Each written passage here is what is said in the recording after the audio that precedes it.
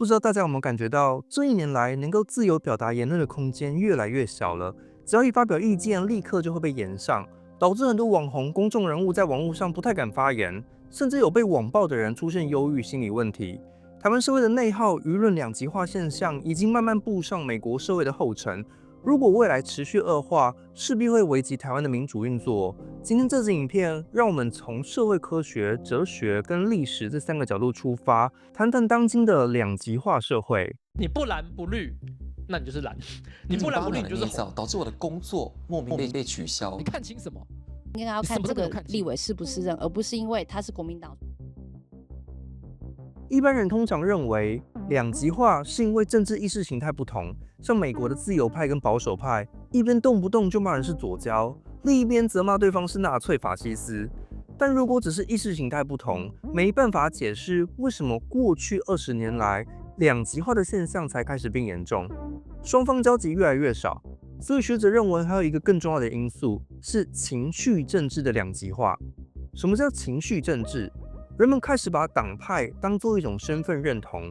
当我反对的党做了某件事后，我就要踩在他的对立面，以此巩固、强化我的认同忠诚度。所以在网络上，很多人其实不是真的要辩论，而是单纯的 rage baiting 愤怒诱饵，故意引战，找大批网民发动仇恨动员。这种情绪政治会导致一种现象，就算两党在某些政策上其实立场相近，他们仍然会互相攻击，甚至把对方贴上民主的敌人标签。因为大家在意的不是对方采取什么立场，而是我想象中的他们有多极端、多讨厌。所以问题不是意识形态那么简单，而是情绪政治、自我认同。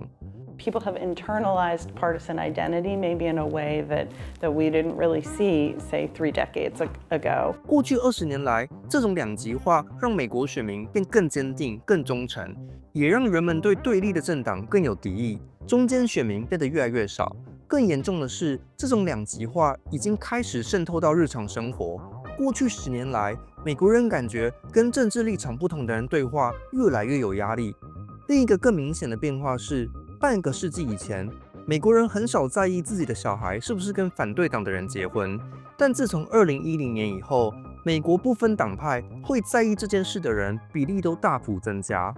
那台湾的情况如何呢？2022年，政大的政治学者黄纪、郭子敬研究发现，台湾人在统独议题上出现了情绪政治的两极化。他们请蓝绿两党的人给自己支持统独的立场打分数，0分是最赞成独立，10分是最赞成统一，中间5分则是不统不独。结果发现，大多数人其实都是在光谱的中间，也就是倾向维持现状。但是如果请这些人评分，觉得对方应该在光谱的哪端，我们看到的光谱就会是长这样：蓝的觉得绿的都很极端，支持独立；绿的觉得蓝的都很极端，支持统一。从这项研究，我们就发现，真正造成两极化的，并不是意识形态的差距，而是我们心里觉得对方很极端的这种情绪。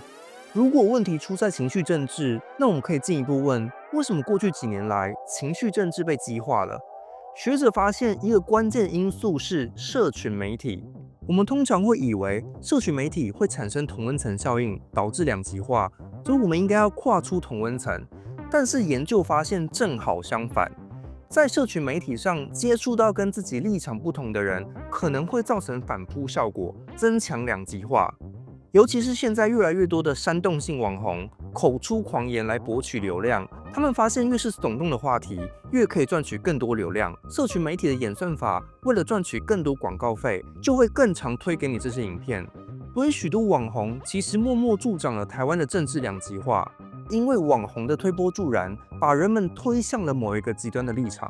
你不支持罢免，你就中国人；你不蓝不绿，那你就是蓝；你不蓝不绿，你就是红。然后你不表态，那你就支持罢免，就觉得把所有人都搞得很疯。那么对这种两极化现象，有没有什么应对方法呢？在目前社会越来越两极化的情况下，台湾要如何停止恶斗内耗？在《民主国家如何死亡》这本书里，政治学者 Steven Levitsky 跟 Daniel Ziblatt 引用了美国内战的例子。美国历史早期就因为蓄奴问题产生过两极化对立，可以说是美国史上第一次大规模的情绪政治。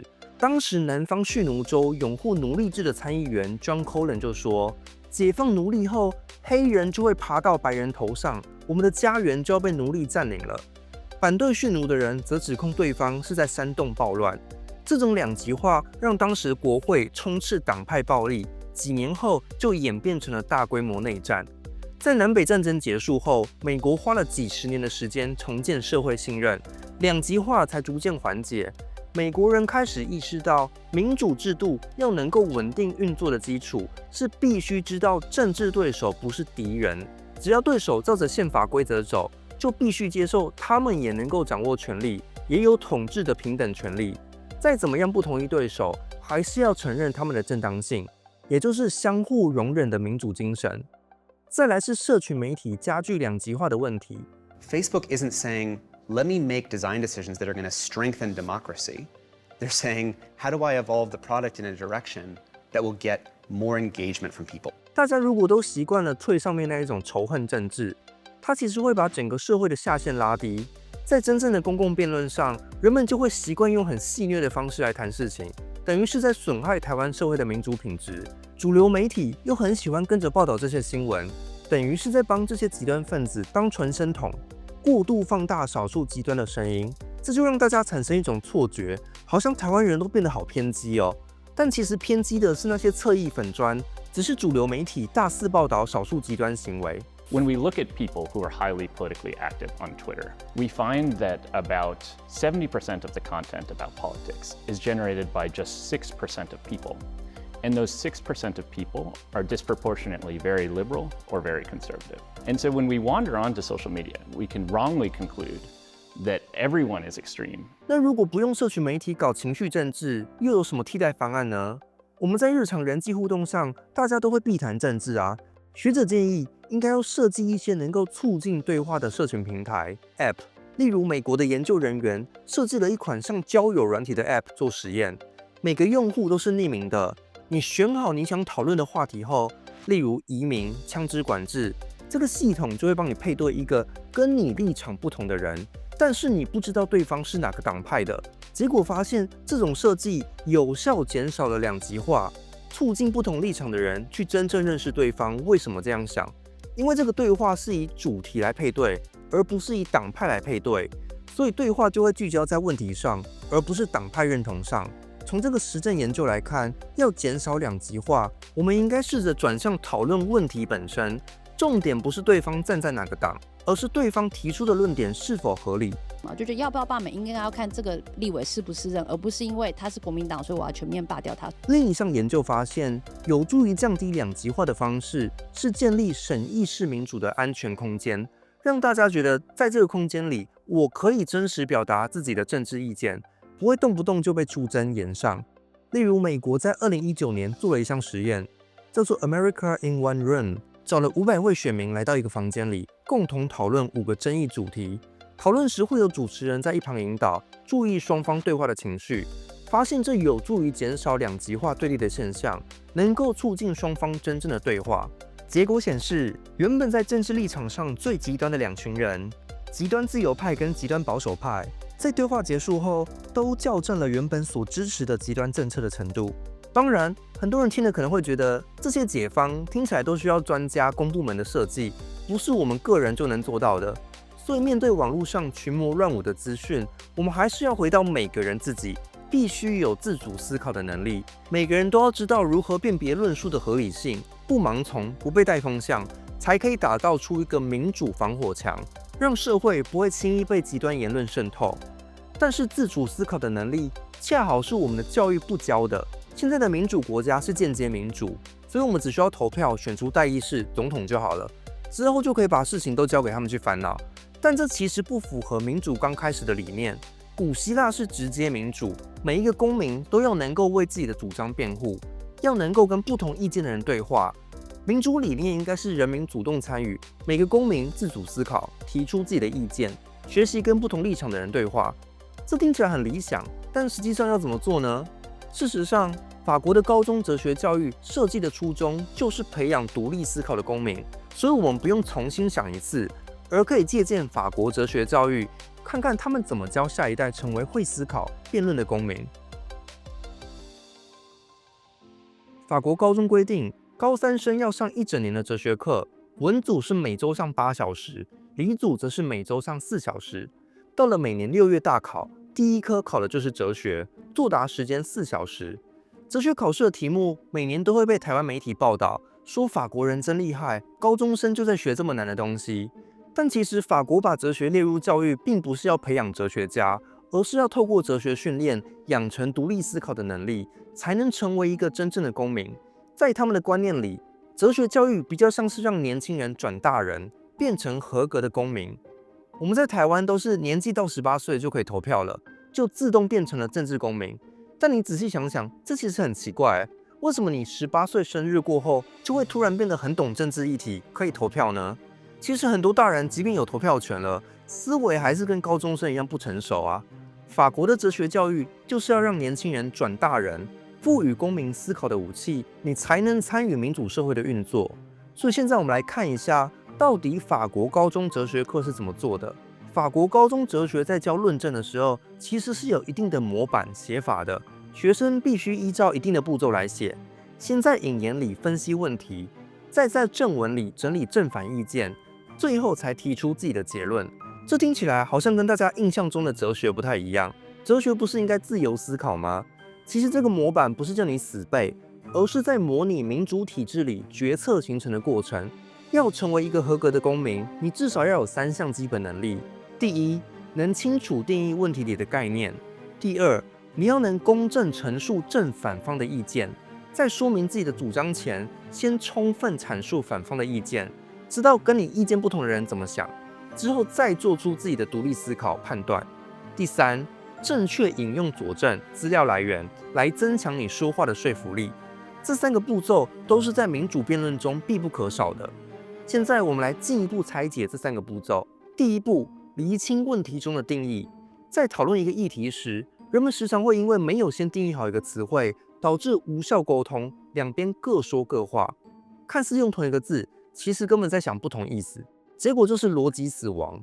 例如法西斯这个字，学界有明确定义怎样的政治人物算是法西斯，但是大家都随意使用，已经变成骂人的话了。全面执政啊，已经变成全面专政、全面法西斯，粉碎台独法西斯。有些人还会反问：我们又不是学者，为什么要照学界的定义呢？如果你讨论的概念本身是日常的，那只要讨论双方讲好就好，不一定要按照学术。但如果你今天用的概念本身是源自学者的发明，你难道不需要去理解一下它原本的意思吗？我们来看一个没有清楚定义的反面教材。自由派的媒体人 Mehdi Hasan 邀请所有立场不同的美国右派人士来辩论移民主题，结果大家却连移民跟原住民都定义不清。But you're a descendant of immigrants, settlers, I didn't know. colonialists. Yeah, You don't colonials. look yeah. very Native American to me. I am Native American. Whites are Native Americans. What are you Sorry, talking about? you're not. What are you talking about? You're not. Whites are Native Americans. Really?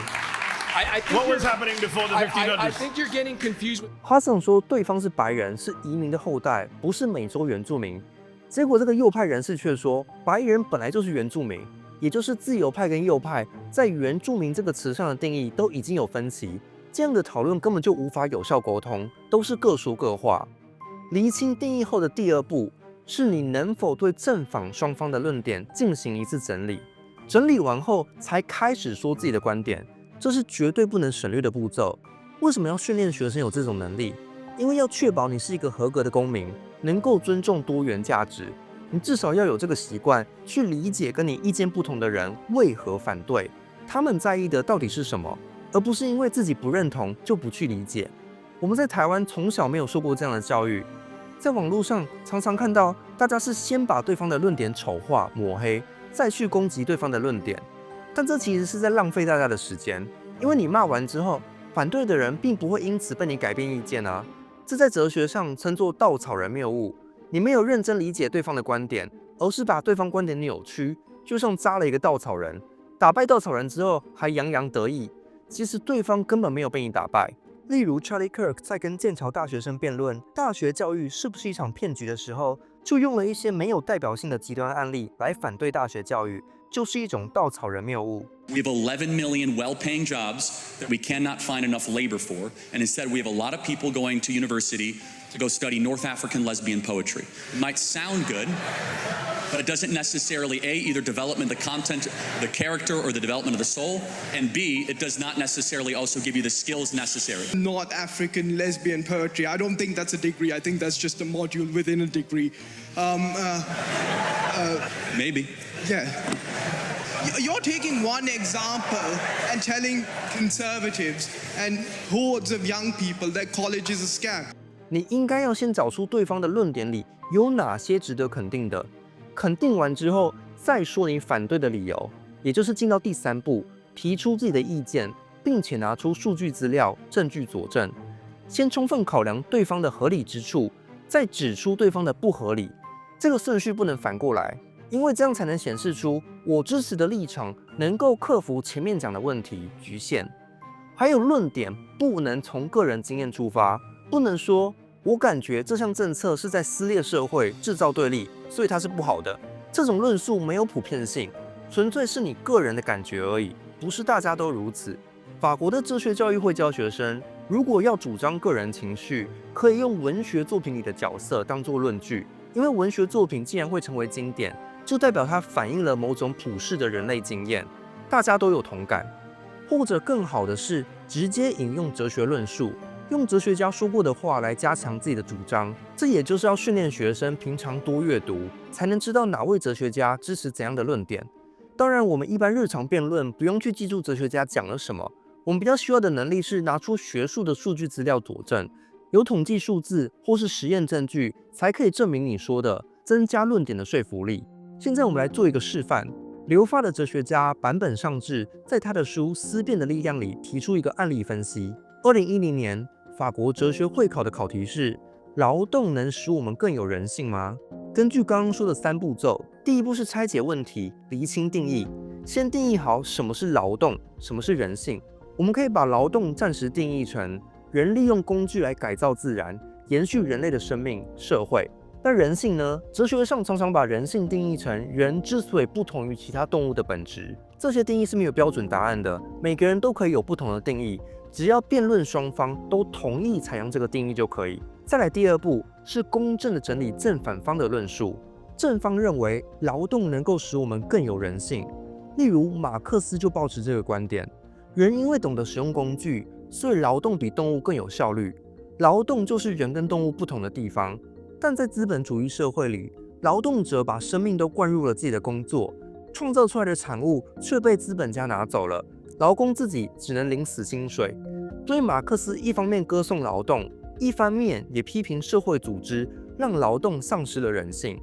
还有法国哲学家阿兰在《论幸福》里也是正面看待劳动，认为劳动的活动能够让人产生愉悦，促使人们成长，而非只是为了利益而工作。真正的工作是可以在过程中实现幸福的，像是与他人一起做园艺，在过程中就会产生人际交流，可以从中获得满足感。整理完正方论述后，再进到反对论述。有另一派哲学家是否定劳动的，认为劳动不会让我们更有人性。例如亚里士多德就主张，自由的公民是不用劳动的，因为劳动在古希腊是奴隶的工作，奴隶动用身体劳动负责生产，而公民动用知性劳动负责政治讨论。如果你都把时间花在工作，你哪有时间进行独立思考？又如何能够参与社会上的公共辩论？进行思考、参与政治才是人的本质。所以劳动反而会让人脱离人的本质，远离人性。同样的，尼采也认为劳动束缚了人们，让人们变成工作的奴隶。一旦你要忙于工作，你的思想就受限制了。因为你的能量都被整天的工作耗尽了，每天工作8小时后下班回家，你就不会有力气再去思考问题。所以在《朝霞》里，尼采就说，劳动是最优秀的警察，让人们不会为非作歹、胡思乱想。好，现在表述完正反方之后，我们最后才表述自己的意见，说明你更同意哪一方。这就是哲学训练人们思辨的方式，展现出一个光谱给你看，让你知道在某个议题上光谱的两端长什么样子，你就可以找到自己的定位。看看你是比较支持劳动派的，像马克思跟阿兰这些哲学家，还是比较支持反劳动派的亚里士多德跟尼采。看到这里，有人可能会说，竟然叫大家去训练批判性思考，表述正反意见，这种想法也太天真了吧？真正在网络上骂来骂去的人，就是不想动脑啊。但是两极化的根本原因就是情绪政治。我们如果只用情绪来回应情绪政治，结果就是大家吵成一团。这就像我们不能用假新闻去对抗假新闻，现在要能够应对情绪政治，反而应该要有退一步思考的能力，而不是跟着那些煽动型网红一起起哄。You can't win a war on social media. Just don't engage. Don't engage in the public battles because that's just feeding the beast. You don't mean disengage from the political process. You mean just disengage from these platforms? Yes. 也许我们应该问的不是干嘛花时间去学思辨能力、批判性思考，而应该要问为什么民主社会里这么重要的能力，学校体制竟然没有教我们。所以现在让我们来回顾一下历史。所有民主国家都需要时间找到自己适合的道路，也都会动用不同资源来养成自己的民主性格。我们可以比较一下法国、日本跟台湾的发展轨迹。法国一开始也没有哲学教育，是一直到1830年，法国的一位哲学家 Victor Cousin 成为教育部长，制定了一系列的哲学教育政策。当时他提倡哲学教育的时候，也引来很多反对声浪。很多人认为年轻人学哲学太早了吧？但是 Cousin 认为哲学可以从青少年就开始学，因为每个人都有理性的能力，只是需要教育来引导。必须实施高中哲学教育，才能符合民主社会的要求。因为在法国大革命后，法国的教育理念是要从封建制度的皇权思想中解放，教室里面的师生关系就不应该复制君王与臣民的关系，好像老师下令要学什么知识，学生只需要服从吸收知识，不能一边高喊自由民主，一边却在教室里复制不自由、不民主的课堂环境，而应该要教育下一代的公民如何成为自主思考的民主人。台湾在戒严前后也经历过这样的转变。戒严时期，人民不需要会思考，只需要服从上级指令就好。当时还有思想审查，一些是政府认为危险的思想都会被查禁。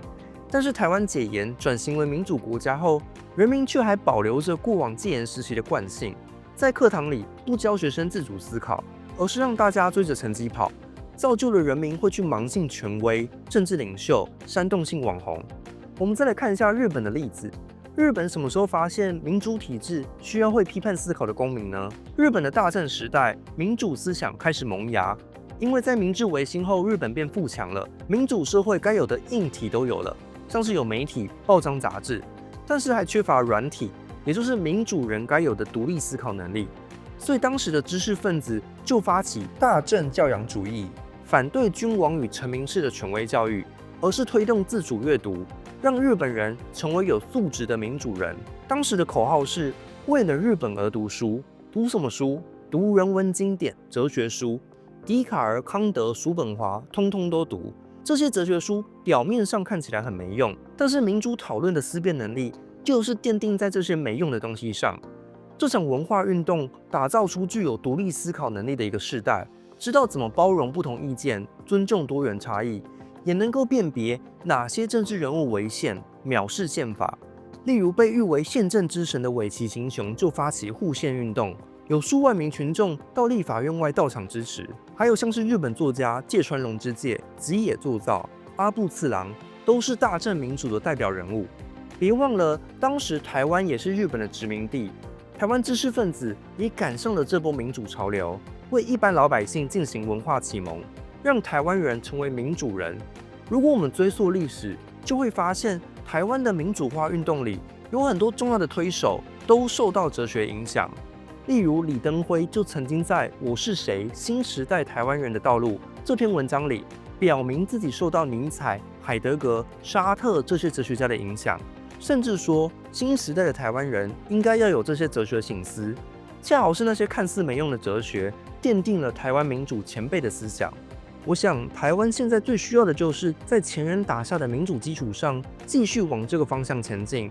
这可以说是一场民主保卫战，因为如果整个社会继续恶斗内耗，两极化的声音就会为下一代人打造一个负面典范，也会让很多人觉得台湾的民主是个笑话。更糟的是，这可能还会让一些势力可以趁虚而入，说你看民主又不能当饭吃，每天吵来吵去，社会都在空转，反而像是中国这种威权国家，虽然没有民主，但却可以照顾好民生经济，那也没有什么不好啊。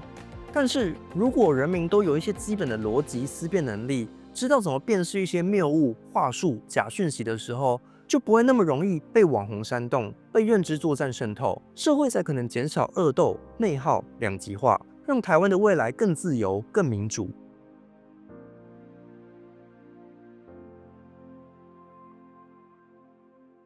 如果你想进一步训练批判性思考、学习哲学，我最近在好好开了一门超级歪的哲学训练课，欢迎你点击影片下方资讯栏连结。这门课程设计也参考了法国高中哲学教育的课纲，也会引用大量的电影、日常生活案例，让大家不会觉得哲学是难以亲近的知识，而是与我们每个人日常生活息息相关的。从日常辩论的技巧，再到人生的价值选择，哲学都是拓展我们视野的软实力工具。如果你是常常收看超级歪频道的观众，也非常适合这门课。我会带你走过哲学史上的重要思想流派，古希腊哲学、德国古典哲学、批判理论、精神分析、存在主义，让你可以进一步系统性的学习哲学。